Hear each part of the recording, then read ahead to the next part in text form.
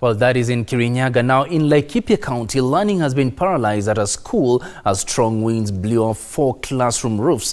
Close to 400 pupils at Katundutura Primary School in Laikipia North have no classes to learn from. According to the school's head teacher, Eunice Chebet, the pupils were in class when the incident occurred. Laikipia North Member of Parliament Sarah Lekorere visited the school together with Kenya Red Cross officials who donated items to those affected and pledged to rebuild the structures.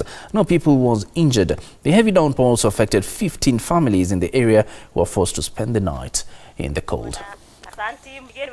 Nilipigia simu watu wa Red Cross hiyo siku tu, nikaambia hata mkitupatia shandarewa tufunike tu watoto wetu wasinyeshewe.